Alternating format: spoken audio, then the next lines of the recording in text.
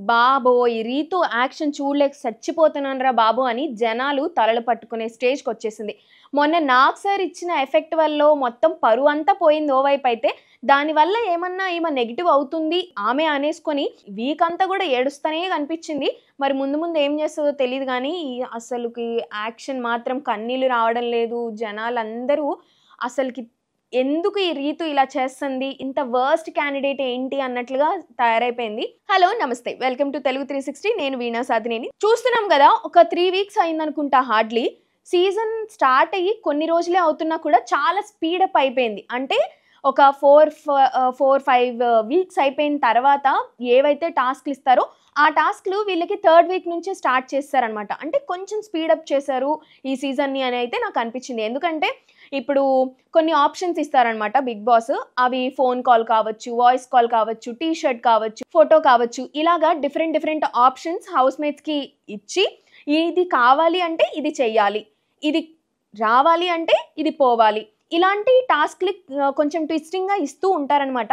అవి ఎప్పుడు సీజన్‌లో ఒక 5, 6 weeks at least more than 4 weeks ఉన్న వాళ్ళకి ఇస్తూ ఉంటారు. ఇది హార్డ్‌లీ ఒక 3 వీక్స్ అయిందా, 2 వీక్స్ అయింది అంతే. ఆ లోపలే అసలకి ఫ్యామిలీ కాల్స్‌కి వీళ్ళు రియాక్ట్ అవ్వడము, ఏడ్చేయడాలు ఇయన్నీ. కింద కామెంట్స్ అందరూ అసలు వెళ్ళి హార్డ్‌లీ ఒక 15 డేస్ కూడా అయ్యుండదు. వీళ్ళెందుకింత ఓవర్ యాక్షన్ చేస్తున్నారు? అందరూ సైన్ పెట్టే వస్తారు గదా లోపలికి. ఎన్ని డేస్ ఉండాలో వాళ్ళకి కూడా తెలుసు కదా! అండ్ ఒకవేళ వెళ్ళిపోవాలి అనుకున్నప్పుడు నామినేషన్స్ ఏసినప్పుడు అంత గగ్గోలు పెట్టడం అది సెకండరీ అనుకోవచ్చు. బట్ స్టిల్ వాళ్ళసలకి అంత రియాక్ట్ అవ్వాల్సిన అవసరం లేదు అన్నట్లుగా అయితే జనాలు అనుకుంటున్నారు. అండ్ నాకు కూడా కొంతమంది చేసేది అలానే అనిపించింది. ఆ కొంతమందిలో ముఖ్యంగా రీతు అయితే అలానే అనిపించింది.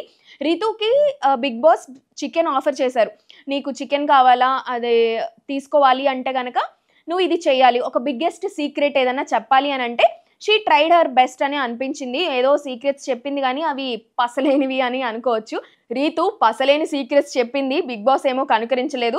నీకు ఇంకా పెద్ద బిగ్గెస్ట్ సీక్రెట్ ఏముందో అది ఆలోచించుకొనొస్తే నీకు చికెన్ ఇస్తానని అంటారు. దానికి మా మమ్మీ, మా అన్నయ్య, మా బ్రదర్ అది ఇది అని చెప్పేసి ఏంటేంటో కంటెంట్ కోసం ఏడ్చింది. మళ్ళీ కన్ఫెషన్ రూమ్‌లో కూడా అలా ఏడవడం కొంచెం అతిగానే అనిపించింది. జనాలకు కూడా అదే మాట్లాడుకుంటున్నారు కాబట్టి మనం అలా మాట్లాడుకోవడంలో పెద్ద తేడా ఏం లేదనమాట. ఇక నెక్స్ట్ వచ్చేసి ఇంకా తనూజాని లోపలికి పిలిచారు. కన్ఫెషన్ రూమ్‌కి పిలిచి నీకు వాయిస్ కాల్, మీ మేనకోడల వాయిస్ కాల్ కావాలా? లేదంటే ఇది కావాలా? అది కావాలా? అని కొన్ని ఆప్షన్స్ ఇచ్చారు. ఆ ఆప్షన్స్ మీరు సెలెక్ట్ చేసుకుంటే మీకు ఉన్న బ్యాటరీ లెవెల్ తగ్గిపోతుంది అని చెప్పేసి కూడా చెప్పారు. దీంతో ఒక ట్విస్ట్ పెట్టేసరికి చాలామంది అంటే హౌస్‌లో ఒక టెన్షన్ అయితే కనిపించింది. మొత్తం అందరికీ కాల్స్ వస్తాయా? లేవా? ఎవరెవరు మిస్ చేసుకుంటారో కూడా చెప్పేసరికి చాలా ఫీల్ అయ్యారు. రాము రాథోడ్ కానీ, సంజన కానీ వీళ్ళంతా. ఎందుకంటే సంజనకి మనకందరికీ తెలుసు 5 మంత్స్ కిడ్ ఉంది.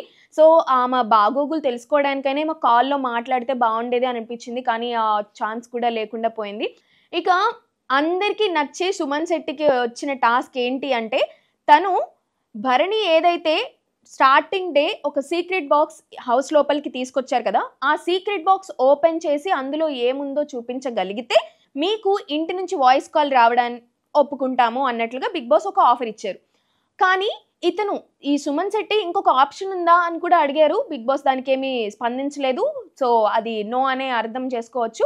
కానీ ఇతను చేసిన ఒక తప్పేంటి అంటే ఆ బ్యాటరీ లెవెల్ ఎంత తగ్గుతుంది? ఎంత శాతం పెరుగుతుంది? లేదంటే నాకు ఆ తర్వాత ఏంటి అని ఆ క్వెషన్స్ ఏమన్నా అడుగుంటే బావుండేదేమో అనిపించింది. ఆ ఆప్షన్ ఏమీ ఇవ్వలేదు కాబట్టి కనీసం ఇవన్నా అడిగితే భరణితో మ్యూచువల్ అండర్‌స్టాండింగ్‌తో భరణి గారు మీ సీక్రెట్ బాక్స్ ఓపెన్ చేస్తే గనక మనకి బ్యాటరీ ఇంత పెరుగుతుందంట, బ్యాటరీ ఇంత తగ్గుతుందంట అని కమ్యూనికేట్ చేసుకోవడానికి ఒక పాయింట్ ఉండేది. సో, అలా లాజికల్‌గా ఆలోచించినందుకు నాకు కొంచెం అలా ఆలోచించుంటే బావుండేది అని అయితే అనిపించింది. అదొక బిగ్ మిస్టేక్ కూడా నేను అనుకుంటున్నాను. సో, ఇక ఇమాన్యుయల్ వచ్చేసి తనకి ఇంటిని చాలా మిస్ అవుతున్న ఫీలింగ్ అయితే తీసుకొచ్చాడు. అండ్ హౌస్‌లో అయితే హ్యూమర్ ఉన్న మనిషి తన వల్లే ఎంటర్‌టైన్‌మెంట్ వస్తుంది అని ప్రతి ఒక్కళ్ళకి కూడా తెలుసు. ముఖ్యంగా ఇమాన్యుయల్ అండ్ తనుజ బాండ్ అయితే అమేజింగ్ అన్నట్లుగా ఉంది. వాళ్ళ సెన్స్ ఆఫ్ హ్యూమర్ కానీ, వాళ్ళు చేస్తున్న చిన్న మాటలు, చిన్న కామెంట్స్ ఏవైతే ఉన్నాయో అవి చాలా హిలేరియస్‌గా పండుతున్నాయి. అండ్ చాలా ప్రోమోస్‌లో వాళ్ళనే హైలైట్ చేస్తున్నట్లు అనిపించింది. కానీ మిగతా వాళ్ళెవరు కంటెంట్ ఇవ్వడం లేదు. మిగతా వాళ్ళెవరు అంత ఎంటర్‌టైన్ చేయట్లేదు కాబట్టి వీళ్ళకే ప్రిఫరెన్స్ ఇస్తున్నట్లు కూడా అర్థం చేసుకోవచ్చు మనం. ఇక ఇమాన్యుయల్‌కి వచ్చిన టాస్క్ ఏంటి అంటే, మీ మామ్ వాళ్ళతో వాయిస్ కాల్ మాట్లాడుకోవచ్చు. కానీ బ్యాటరీ ఇంత తగ్గిపోతుంది అన్నట్లుగా కూడా చెప్పారు. అప్పుడు ఇమాన్యుయల్ ఒక మంచి డెసిషన్ తీసుకోవాల్సి ఉండే. సో, ఇచ్చిన ఆప్షన్‌ని యుటిలైజ్ చేసుకున్న ఇమాన్యుయల్‌కి ఒక ఫ్యామిలీ ఫోటో అయితే అందింది. ఆ ఫ్యామిలీ ఫోటో చూసి ఇమాన్యుయల్ చాలా అంటే చాలా ఎమోషనల్ అయిపోయాడు.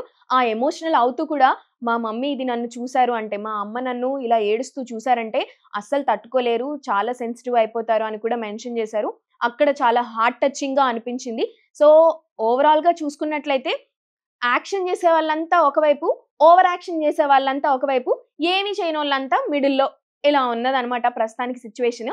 అండ్ ఈరోజు టాస్క్‌లేమి లేవు. అదే పెద్ద టాస్క్ కాబట్టి ఎవరు లాజికల్‌గా, ఎవరు హ్యుమానిటీ లెవెల్‌లో, ఎవరు ఎంపాథెటిక్‌గా ఆలోచించి నిర్ణయాలు తీసుకుంటారో వాళ్ళ పైన ఎక్కువగా ఓటింగ్ కానీ, నామినేషన్స్‌లో ఆల్రెడీ ఉన్నవాళ్ళు ఉంటారు కాబట్టి వాళ్ళ పైన మంచి ఉద్దేశం ఏర్పడే ఛాన్స్ అయితే జనాలకైతే కనిపిస్తుంది.